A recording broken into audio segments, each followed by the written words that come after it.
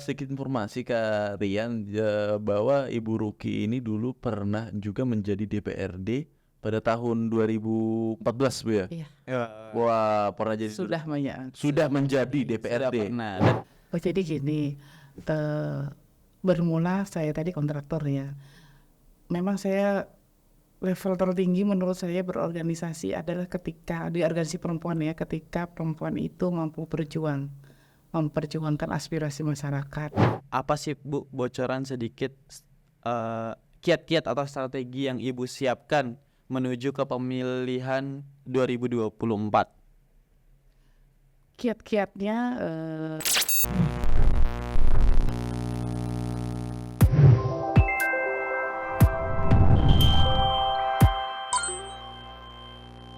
Assalamualaikum warahmatullahi wabarakatuh. Selamat datang kembali di podcast Nasdem Makin Baik. Jadi kembali lagi bersama saya Rian dan juga Mas Ali, masih ditemani Mas Ali di podcast Nasdem, di mana kita akan mendatangkan bacalek-bacalek Partai Nasdem Kota Balikpapan yang akan menuju ke pemilihan 2024. Nah, kali ini kita sudah menghadirkan bacalek Dapil Balikpapan Utara lagi, yaitu ada Kak Ruki. Halo Kak Ruki. halo juga. Gimana? iya. Sehat? Sehat sama Sehat Oke. selalu. Boleh ke Kak Ruki, boleh dideketin Iya, mic-nya? agak dekat aja. Oke, ya. Biar teman-teman dengarnya lebih jernih suaranya. Iya, benar ya. Gimana? Oke. Boleh boleh sedikit kita berkenalan dengan Kak Ruki, boleh cerita tentang kesehariannya selain sebagai bacalek nih Kak. Ya, nanti teman-teman yang berada di channel YouTube Nasdem bisa mengetahui nih profil dari Kak Ruki. Iya, kesehariannya tentunya karena saya punya pekerjaan, jadi saya memang sebagai kontraktor. Sebagai kontraktor. Wah, oke. Oke, berarti selain sebagai pekerja kontraktor juga sebagai ibu rumah tangga juga. Iya, Oke. rumah tangga.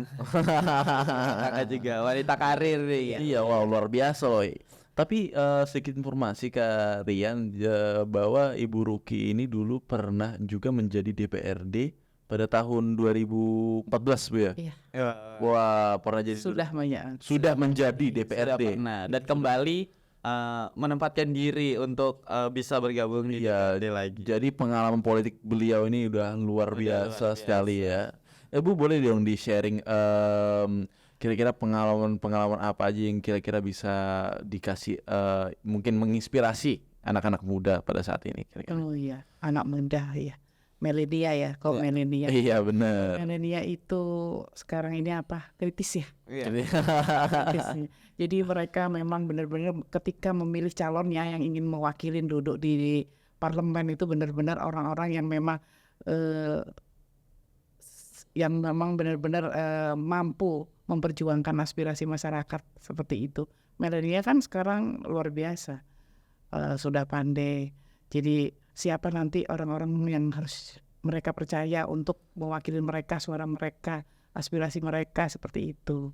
Benar. Pasti itu karena masyarakat terutama anak-anak muda sekarang sudah melek politik lewat media sosial. Ya, benar banget. Iya, benar banget ya. Ibu, saya dengar informasi nih kalian juga bahwa Ibu Ruki ini aktif banget di organisasi Bu ya. Iya. Boleh sebutin Bu organisasi? Ada organisasi apa aja nih yang Ibu ikuti? Berawal kenapa saya jadi minat duduk di DPR ya. Berawalnya juga dari organisasi. Saya senang memang berorganisasi. Dari organisasi itulah kita bagaimana sih berorganisasi yang baik. Iya benar. Organisasi yang baik seperti apa? Benar. Nah seperti itu ya, banyak organisasi wanita, bahkan sampai ke paguyuban saya berkecimpung di situ. Wow. Banyak sekali ya berarti organisasi-organisasi yang selain juga sebagai pengusaha juga mengikuti organisasi-organisasi yang bisa mendukung nih kegiatan-kegiatan Bu Kak Ruki sendiri. Benar. Tapi kenapa kembali memilih atau kembali menjatuhkan hati untuk bisa kembali bersama atau bisa duduk di DPR? Padahal kalau dibilang sebagai pekerja konstruksi aja udah bisa menghidupi ya. Dan juga apakah ada satu hal yang mendorong Kak Ruki untuk wah saya harus bisa kembali membangun kota atau bisa membangun masyarakat-masyarakat yang ada di daerah pilih Ibu, yaitu Balikpapan Utara? Oh jadi gini, bermula saya tadi kontraktor ya. Memang saya level tertinggi menurut saya berorganisasi adalah ketika di organisasi perempuan ya, ketika perempuan itu mampu memperjuangkan aspirasi masyarakat. Bermula dari kontraktor, kenapa sih saya itu kita mempunyai keinginan untuk membantu masyarakat itu dengan apa gitu loh ya. Ketika saya berpikir bagaimana kalau ketika saya nanti bisa duduk di DPR, ternyata membantu masyarakat itu banyak lewat jalur seperti itu, mungkin bantu aspirasi berupa pembangunan, Benar. seperti banyak lah yang harus diperjuangkan di situ. Siap. Ibu mau maaf ini boleh gak di mic-nya dideketin lagi? Iya, Saya kurang dengar. teman-teman agak dengar. Iya nanti biar nanti kalau ibu kan ini mengasih aspirasi kan langsung terdengar. Langsung dekat dengan mic.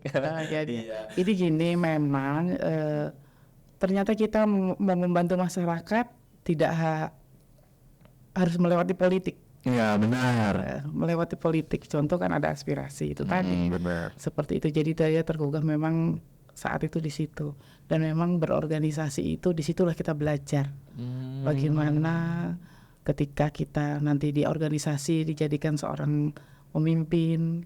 Biasanya saya kalau di organisasi selalu jadi pemimpin. Jadi ketuanya. Wah. Gitu. Ibu jabatan ketua organisasi apa aja sih yang udah Ibu jabat gitu? Maksudnya udah jadi ketua di mana aja? Saya sebenarnya berawal dari ketua asosiasi jasa konstruksi. Ketua asosiasi jasa konstruksi. Aspekindo. Iya, itu kan diakomodir di dalamnya adalah pengusaha-pengusaha. Dan supaya terkoordinir lah, disitulah ada asosiasi seperti itu. Ibu juga aktif di IWAPI Bu ya? Oh iya. IWAPI itu adalah salah satu organisasi wanita di Indonesia. Organisasi wanita, Ikatan Wanita Pengusaha di situ. Iya, saya bernaung di situ sih sudah cukup lama. Dan sekarang saya memang di IWAPI kan banyak ya kader-kader yang lebih muda. Benar. Dan sekarang saya ini memegang ketua Perumkindo. Persatuan UMKM Indonesia. Wah. Iya. Nah, berbicara Komindo. Perkomindo. Komindo. Berbicara UMKM nih Bu, menurut Ibu apa sih yang menjadi salah satu hal yang kurang menarik di UMKM khususnya di Kota Balikpapan? Karena kalau berbicara UMKM, ketika kita menjadi orang Balikpapan nih, kita mau keluar Bu, kita mau keluar daerah, pasti kan orang menanyakan buah tangan. Kadang kita sebagai orang Balikpapan pun bingung membawa buah tangan apa. Kan kalau biasanya kalau misalnya kayak Jawa, Jogja, khas dengan gudegnya ataupun daerah-daerah lain. Nah, kadang kita sebagai warga Balikpapan sendiri tuh bingung apa yang harus kita bawa, yang akhirnya tidak mengetahui UMKM yang ada di kota. Padahal sebenarnya kalau kita telusuri bahwa UMKM di Kota Balikpapan yang khas dengan Kota Balikpapan itu banyak sekali, tapi kurang terekspor. Apa sih Bu yang menjadi hal yang membuat warga Balikpapan ini kurang mengetahui UMKM yang ada di Kota Balikpapan? Jadi gini, sebenarnya tidak Mas, sangat tidak. Jadi Balikpapan ini UMKM tuh sangat banyak sekali. Banyak sekali UMKM, dan itu binaan dari perusahaan-perusahaan yang ada di Balikpapan, binaan dari pemerintah daerah sendiri sangat banyak. Dan di Balikpapan ini lebih dikenal dengan amplang ya. Ya benar amplangnya. Amplang doang ya. Nah, sebenarnya selain amplang banyak sekali Mas. Cuman mungkin tereksposnya juga sudah cukup bagi saya sepertinya. Bahkan di sini kita sangat banyak sekali. Jadi mungkin dari salak. Benar, salak. Buah naga. Benar. Nah, jadi di sini kita bagaimana cara pengemasannya saja. Pengemasannya supaya lebih menarik, apakah warnanya, apakah apanya. Dan di Balikpapan ini mitra binaan dari perusahaan-perusahaan besar di Balikpapan sangat banyak. Sebenarnya banyak, dan sekarang dari proses sampai mulai. Jadi kita ini pengawasan sekalian bagaimana produk ini dikenal oleh Kota Balikpapan sendiri sampai ke luar Balikpapan, Keluar sampai Balikpapan. nasional. Bahkan kalau perlu itu luar biasa bisa sampai diekspor ke Amazon. Benar. Itu prosesnya sudah sampai di situ, Mas. Seperti di Balikpapan ini sebenarnya sangat banyak sekali. Dan saya lihat itu kita di medsos ya, itu pemerintah kota sangat peduli untuk Sangat banyak itu. mendukung Benar, sebenarnya. diakomodir, bahkan ada lomba-lomba pangan produk dari singkong yang diolah dari Balikpapan, dari salak yang dibikin manisan, dari buah naga dibikin keripik sirup. Banyak sekali sebenarnya, cuman kita bukan kita ya, maksudnya kita dari Perumkindo ini melihat dari pengemasannya harus lebih menarik, Benar. terus pengawetannya seperti apa, seperti itu. Dan sekarang juga produk halal itu kan sudah dulunya sangat sulit sekali, Sulit sekarang ini sudah mendapatkannya. sekarang gratis sudah, Mas. Benar. Jadi UMKM ini di sini apabila ada acara sendiri di pemerintah kota ataupun di perusahaan-perusahaan besar yang ada di Balikpapan tuh goodie bag-nya itu sudah UMKM produk Balikpapan asli. Wow. Iya. Ibu kan Ibu ini apa ya, berkecimpung di dunia UMKM dan usaha ini lumayan lama, Bu ya. Kira-kira gagasan apa sih yang ingin Ibu usung untuk ketika nanti kira-kira kalau andai kata Ibu menjabat lagi nanti? Banyak, Mas. Jadi kan karena saya jadi di pemerintahan di legislatif ya. Legislatif itu kan ada komisi. Iya, ada Benar. komisi-komisinya. Benar, Nah, benar. di situ saya pernah di komisi 4, saya pernah di komisi 2. Seperti itu. Jadi pasti sesuai bidangnya aja di mana. Intinya kita itu satu ya kan di DPR itu ya, legislasi, Benar. penganggaran, Benar. controlling. Nah, yang terakhir representatif. Nah, jadi kita punya representatif itu tadilah aspirasi masyarakat, tapi aspirasi tidak hanya aspirasi yang dikatakan orang-orang itu proyek, tidak itu saja. Jadi kenapa saya berminat itu, ternyata kita harus membantu aspirasi masyarakat tuh, kita harus mewakilin di DPR. Ketika kita duduk, disitulah kita punya kemampuan untuk membantu masyarakat seperti itu. Benar. Sebenarnya itu, Mas, gitu. Terus Bu, sudah pernah menjabat, juga sudah sebagai pengusaha, dan juga akhirnya menunjukkan pilihan sebagai bacalek Partai Nasdem. Apa sih Bu yang membuat Ibu tertarik atau menjatuhkan hati untuk berlabuh di Partai Nasdem di Kota Balikpapan? Ya, dulu memang saya dari dulu memang sudah terjun ke politik. Nah, kemudian dari partai yang lama, kemudian di tahun 2014 saya melihat luar biasa Nasdem ini, petinggi-petingginya di pusat luar biasa. Wow. Kemudian tanpa mahar, restorasi perubahan menuju yang lebih baik. Tagline-nya luar biasa, saya tertarik. Maka saya lah di situ masuk di Nasdem, dan saya adalah salah satu juga bagaimana supaya Nasdem ini tercapai di saat itu ada di Kota Balikpapan. Wow, berarti Di situ saya ikut berjuang. Berjuang sebagai pencetus supaya Partai Nasdem ada di Kota Di Balikpapan. Balikpapan. Wow, Itu. Kemudian saya mencalonkan di Nasdem dan saya berhasil. berarti sudah masuk Nasdem berapa dulu? 12 tahun. 12 tahun. 12 tahun berarti Ibu berarti sudah lumayan lama ya di Iya, Kota Nasdem. sebelum diadakan pemilu tahun 2014, tahun 2023 tahun sebelumnya saya. 2-3 tahun berarti sekitar 2010 2011 ya? 2012-an. 2012. Iya. Oh, wow. Seperti itu. Wow, jadi Luar biasa kan Nasdem ini. Dan kenapa saya sekarang kembali lagi di Nasdem ya? Karena saya memang salah satu juga masuk di dalam susunan kepengurusan. di sini. Masuk di dalam susunan kepengurusan, dan sekarang saya di dewan Dewan Pertimbangan Partai Nasdem. Dewan Pertimbangan Partai Ya, Nasdem. dari Dewan Pertimbangan Partai Nasdem, dan namanya ini pesta demokrasi ya, saya ikut Prof. Satu finalis di situ. Oh, iya. Siapa tahu bisa jadi kembali kan seperti itu. Benar. Ibu, strategi apa boleh dong kita dikasih tahu nih? Sedikit bocoran nih buat teman-teman yang ada di channel YouTube Nasdem. Apa sih Bu bocoran sedikit kiat-kiat atau strategi yang Ibu siapkan menuju ke pemilihan 2024?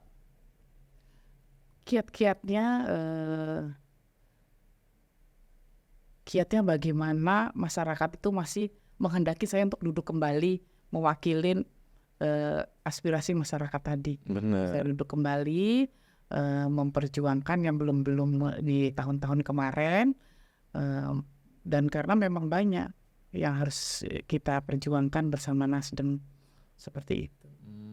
Jadi Ya. beliau ini sudah sangat paten lah.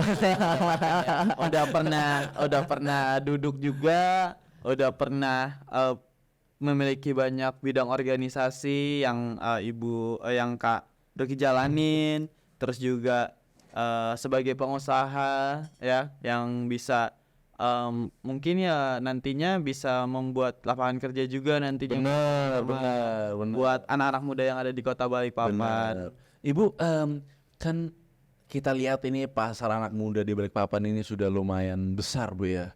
Jadi potensi anak muda di Balikpapan, terutama apalagi akan diadakannya IKN di Kalimantan Timur ini sangat mempengaruhi gitu anak muda.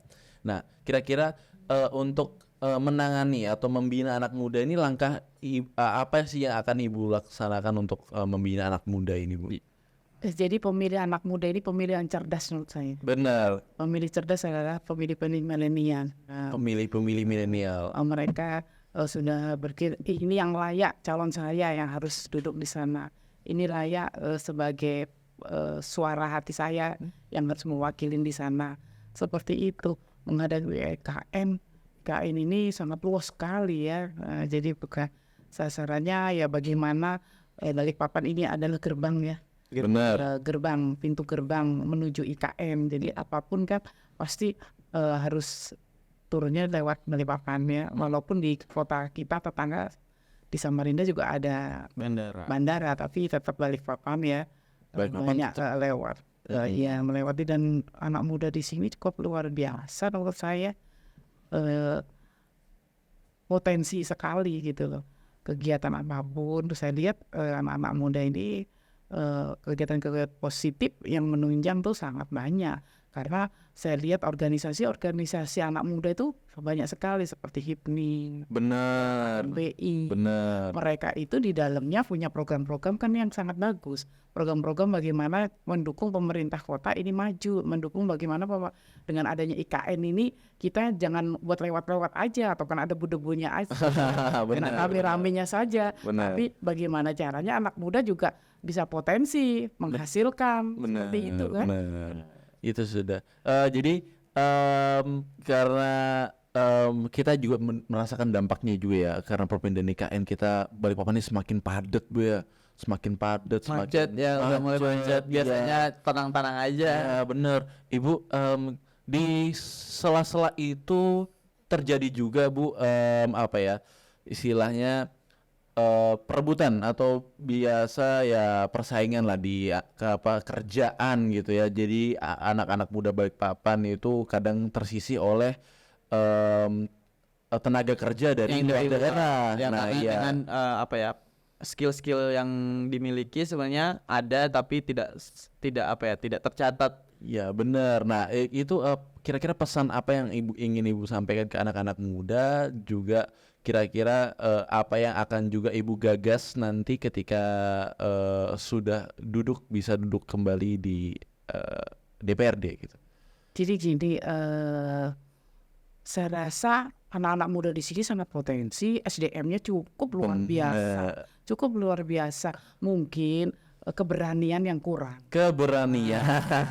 Bener nggak itu? Benar. Bener nggak lo? Saya lo lihat anak-anak muda di sini sangat potensi, SDM-nya luar biasa, cuman keberanian yang kurang. Jadi memang harus keberanian dan tunjukkan kelebihan-kelebihan. Kelebihan kepandaian daripada diri sendiri, kelebihan juga bahwa potensi apa yang harus digali oleh anak-anak muda yang bisa menghasilkan. Nah di sini aja contoh itu kita lihat kafe banyak. Benar. Isinya juga produk-produk Balikpapan saya lihat Iya. ada kreatif juga luar biasa. Seperti itu banyak kesempatan anak-anak muda Balikpapan. Wah, berarti SDM-nya. memang sebenarnya Iya. tingkat kepedean ya di kota anak-anak muda di Balikpapan mungkin memiliki banyak skill atau memiliki banyak potensi, tapi mungkin yang seperti tadi kata Kak Ruki bilang, keberaniannya untuk mencoba, keberaniannya untuk show skillnya dia yang mungkin masih belum maksimal. Sebenarnya ya kalau kita lihat benar kata Kak Ruki, banyak banget produk-produk ciptaan anak kota Balikpapan yang sebenarnya bisa bersaing di luar, ataupun banyak skill-skill anak kota Balikpapan yang bisa disaingkan dengan skill dari luar-luar daerah. Benar. Makanya dengan adanya IKN ini kan terbuka ya untuk siapapun untuk masuk ke Balikpapan. Benar. Anak muda itu harus Siap. semangat, tunjukkan jati diri, tunjukkan kemampuan kan gitu. Ini kesempatan jangan disia-siakan. Nah, ya, Ibu kan sebagai salah satu ketua apa Bu tadi pengusaha UMKM ya. Ya, UMKM. Ya. Kira-kira nih banyak gak sih pelaku UMKM yang Ibu temukan itu dari kalangan kaula muda itu kira-kira banyak gak sih Bu? Nah, itu dia. UMKM dari kalangan muda itu masih sangat minim. Minim. Minim saya jumpai. Kebanyakan ibu-ibu rumah tangga yang punya kreatif. Oh ya. Nah, anak-anak muda itu masih kurang. Contoh, apabila kita buka pendaftaran kursus ini, ya kan, UMKM itu bukan berarti dari makanan aja ya. Benar. Dari, apa mungkin membatik, Kerajinan. kerajinan apa-apa. Itu peminatnya itu banyak yang berpikir UMKM ini ibu-ibu saja gitu. Sebenarnya tidak. Jadi mungkin saya juga pernah mengadakan pelatihan ketika kita membuka pelatihan kursus pengawetan barang apa, peminatnya dari jumlah 50 bapaknya hanya 5 yuk. 2 gitu. Wah, lebih banyak ibu-ibunya berarti. Lebih banyak ibu-ibu yang aktif untuk menyemakan ini. Ya memang Pak, kadang memang itu the power of mak-mak. Oke, baik Bu. Nah, ada nggak sih Bu, kalau dibilang kan kalau tiap orang itu punya quotes nih, quotes kehidupan yang selalu membuat semangat, selalu membuat saya bisa jalani hidup hari ini. Ada nggak sih Bu kata-kata yang sering menyemangati Ibu setiap harinya? Siapa tahu bisa menjadi apa ya? Inspirasi buat teman-teman yang ada di channel YouTube Nasdem. Oh gitu. Ya itu, percaya diri. Percaya diri dan saya mampu bersaing. Percaya diri dan saya mampu bersaing. Oh, singkat padat Dan jelas dan langsung pokoknya jiwa-jiwa kalian tuh jiwa-jiwa pengusaha banget langsung daging-dagingnya. Wah, Kalau orang bisa kenapa kita tidak? iya benar banget. Keren banget. Benar banget, kalau orang bisa kenapa kita, karena kita diciptakan juga ya harus kalau dia bisa kenapa saya tidak bisa. Benar banget. Dan Ali keren banget. Kak Ruki hari ini seorang pengusaha, seorang ibu rumah tangga, ketua di berbagai organisasi juga. Tepuk tangan dulu untuk Buat Kak Ruki. Semoga bisa menginspirasi teman-teman yang ada di channel YouTube Nasdem. Semoga juga Kak Ruki lancar sampai ke pemilihan 2024. Amin. Dan bisa mengembangkan aspirasi masyarakat ya. Ketika nanti duduk bersama Dewan Perwakilan Rakyat lagi dan bisa apa ya menyampaikan aspirasi. Iya, menyampaikan aspirasinya agar Kota Balikpapan semakin maju dan anak-anak muda di Kota Balikpapan bisa menjadi pegiat bukan penonton sebagai penyangga ibu kota negara Nusantara. Amin. Tempat alami. Terima kasih Bu Ruki sudah menyempatkan hadir di podcast Nasdem makin baik. Semoga dengan hashtag makin baiknya juga kita makin baik semuanya. Nasdem makin baik di 2024. Terima kasih juga buat teman-teman. Terima kasih Mas Ali yang sudah menemani saya hari ini. Luar Dan, biasa. jangan lupa like, subscribe dan juga share terus video-video yang ada di channel YouTube Nasdem dan bisa menjadi inspirasi buat teman-teman. Terima kasih. Assalamualaikum warahmatullahi wabarakatuh. See you teman-teman. Waalaikumsalam.